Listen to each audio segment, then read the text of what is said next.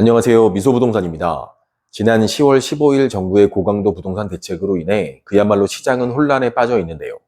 이번 대책은 예상보다도 훨씬 강력한 규제들로 가히 역대급 부동산 대책이라 할 수 있습니다. 오늘은 이번 대책의 핵심적인 내용 살펴보고 앞으로의 부동산 전망과 규제 지역에서 제외된 지역 중 수혜를 입게 될 지역들은 어디인지도 알려드리겠습니다. 먼저 핵심 내용부터 정리해 드리겠습니다. 첫 번째, 규제 지역이 확대되었습니다. 기존엔 강남 3구와 용산구만 규제 지역이었지만 이번 대책으로 서울 전역과 경기 일부 지역으로 확대되었는데요. 경기도는 과천, 광명, 수원시 영통, 장안, 팔달구, 성남시 분당, 수정, 중원구, 안양시 동안구, 의왕, 하남, 용인, 수지 이렇게 12곳입니다. 조정지역, 투기과열지구, 거기에 토지거래 허가구역까지 모든 규제가 총망라되어 있다고 할 수 있는데요. 쉽게 설명드리면 대출, 청약, 세금, 전매 제한, 실거주 의무까지 규제를 적용받게 됩니다. 그 중에서도 가장 강력한 규제는 토어제라 할 수 있는데 주택 거래 시 허가를 받아야 하는 건 물론이고 2년 실거주 의무까지 적용되기 때문에 갭 투자 수요를 원천적으로 차단하게 됩니다. 최근 부동산 가격이 급등했던 성동구나 마포구 등 한강벨트 지역이 규제 지역에 추가되지 않을까 예상했던 전문가들이 많았는데 풍선 효과를 막기 위해 규제 지역을 광범위하게 지정했다고 보여집니다. 두 번째는 대출 규제입니다. 먼저 주택담보대출 한도가 줄어들게 되는데요. 15억 이하는 6억, 15억에서 25억 이하는 4억, 25억 초과는 최대 2억 원만 대출 신청이 가능합니다. 기존 규제 지역인 강남 3구와 용산구에 몰려있는 25억 이상 초고가 아파트들은 애초부터 대출 규제의 효과가 미비한 지역이라 할 수 있는데 이번 조치로 오히려 가격 변동이 거의 없었던 서울 강북 일대와 경기 일부 지역은 피해를 입었다고도 할 수 있을 것 같습니다. 풍선 효과를 막기 위함이라 하지만 실수요자분들의 불만은 커지고 있는 상황이고요. 주택담보 인정 비율인 LTV도 크게 줄어들게 되는데요. 무주택자는 최대 70%에서 40%로 유주택자는 0%를 적용받습니다. 무주택이라 하더라도 현금 보유자들만 주택 구입이 가능해지게 되고 유주택자는 대출을 전혀 받을 수 없게 되었습니다. 다만 생애 최초 구입자에 한해선 LTV를 예전처럼 70%까지 적용받을 수 있습니다. 스트레스 금리도 1.5%에서 3%로 상향 조정됩니다.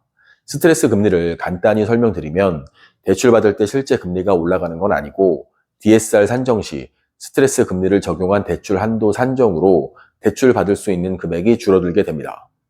그리고 앞으로는 1주택자가 전세대출 신청 시 DSR을 적용받게 되는데요. 전세자금 대출을 이용해서 우회적으로 부동산 투자를 하는 수요도 차단하려는 목적입니다. 세 번째, 세금 부담도 늘어나게 됩니다. 최대 3%였던 취득세는 2주택은 8%, 3주택은 12%로 취득세 중과가 적용됩니다. 양도세 중과도 시행되는데요. 2주택은 20% 중과, 3주택은 30% 중과세를 적용받게 됩니다. 다만 현재 26년 5월 9일까지는 중과세가 유예되는 기간이라 그 이후부터 적용될 예정이고요. 그리고 1가구 1주택 양도세 특례를 적용받기 위해선 보유 2년 조건에서 거주 2년 요건도 충족해야 합니다. 네 번째, 청약시장에도 변화가 있습니다. 가점제 물량이 크게 증가하게 되니 규제 지역에선 무주택 실수요자 위주로 청약시장이 개편되고 전매 제한 기간도 기존 1년에서 3년으로 늘어나게 됩니다. 다섯 번째, 재건축, 재개발 시장에도 영향을 주게 되는데요.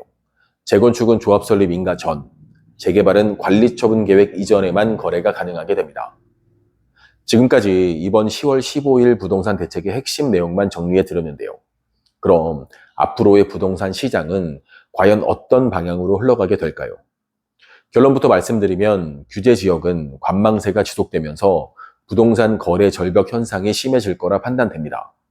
대책 발표 후 매도자분들은 두 가지 현상으로 나누어졌다 할 수 있는데 첫 번째는 당분간 거래가 없을 걸로 예상하고 아예 호가를 높이는 집주인분들이 있는 반면 두 번째는 현 정부에서 규제가 지속될 거라 판단하고 호가를 낮춰서라도 매도에 나서는 분들입니다. 특히 토지거래 허가구역은 공포 후 5일이 지나야 효력이 발생되는 만큼 지난 10월 15일부터 10월 19일까지는 호가를 낮춰서라도 토호제 직전 매매 거래를 하려는 매도인 분들과 이 타이밍을 이용해서 저가 매수를 하려는 매수인 분들의 눈치 싸움이 치열했던 시기라 할 수 있습니다. 그리고 이번 규제 지역에서 제외되면서 오히려 수혜를 입었다고 할 수 있는 지역도 있는데요. 대표적인 지역을 말씀드리면 일산, 동탄, 남양주, 구리, 의정부, 안양시 마란구 등을 들 수 있습니다. 규제 지역과 인접한 지역 중에 서울 접근성이 뛰어나거나 학군 또는 인프라가 잘 조성되어 있어서 투자자나 실수요자가 대안으로 꼽을 수 있는 지역들입니다. 마지막으로 한 가지 더 말씀드리면 이번 규제로 인해 투자 수요 중 일부는 분양권 시장과 부동산 경매 시장으로 이탈할 가능성도 높다고 할 수 있습니다. 다행히 중도금 대출은 이번 규제에서 빠져 있고 경매 낙찰 시에는 토어제 대상이 아니기 때문입니다. 이번 10월 15일 부동산 대책은 부동산 시장에 큰 영향을 줄 만큼 파급력이 큰 게 사실입니다. 이재명 정부의 기조는 돈의 흐름을 부동산보다는 증권 시장으로 가져가려는 의지도 분명해 보이고요. 하지만 위기 속에서도 기회는 반드시 있다고 생각합니다. 이번 부동산 대책의 향방이 뚜렷해지면 좀 더 자세한 영상으로 설명드리도록 하겠습니다. 궁금하신 점 댓글 남겨주시면 답변 드리겠습니다. 지금까지 미소부동산이었습니다. 감사합니다.